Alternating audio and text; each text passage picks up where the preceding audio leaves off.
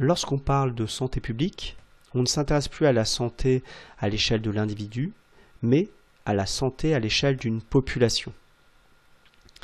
Donc cette santé publique, qui est une discipline, va chercher à prévenir, prolonger et améliorer la santé de la collectivité.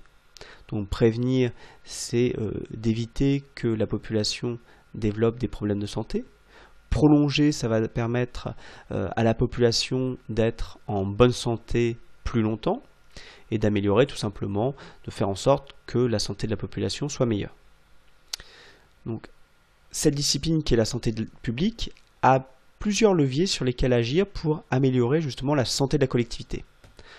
Premièrement, c'est d'agir sur le milieu, en l'assainissant. Alors ici, visuellement, on peut prendre l'exemple de l'eau.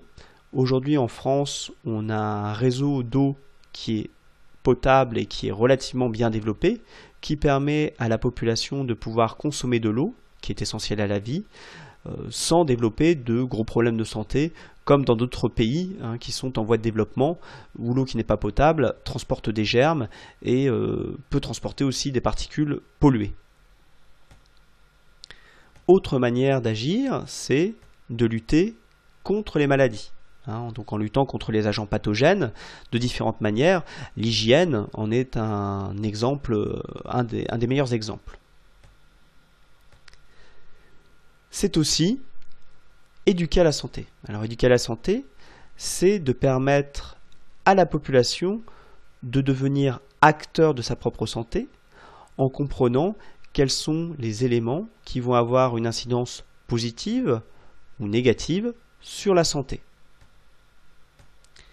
C'est aussi organiser l'accès aux soins. Effectivement, organiser l'accès aux soins, permettre aux personnes de se soigner, permet de rétablir plus rapidement un bon état de santé. Alors, l'organisation de cet accès aux soins concerne par exemple la sécurité sociale, qui permet aux individus d'être remboursés notamment des frais médicaux, des consultations médicales, etc. C'est aussi la localisation des établissements de santé, comme les hôpitaux, les cliniques, ou encore le nombre de praticiens médicaux, comme les médecins généralistes, les spécialistes, etc., etc. Dernier élément, c'est de développer des mesures sociales qui vont favoriser l'accès aux besoins fondamentaux, donc ici la santé. En effet, une part de la population n'a pas les moyens ou ne bénéficie pas de la sécurité sociale et donc ne peut se faire soigner. Donc il existe par exemple là la couverture maladie universelle, donc il existe la couverture maladie universelle de base et la couverture maladie universelle complémentaire qu'on ne va pas développer aussi ici, mais qui permettent aux personnes de consulter, d'accéder au traitement, d'être hospitalisées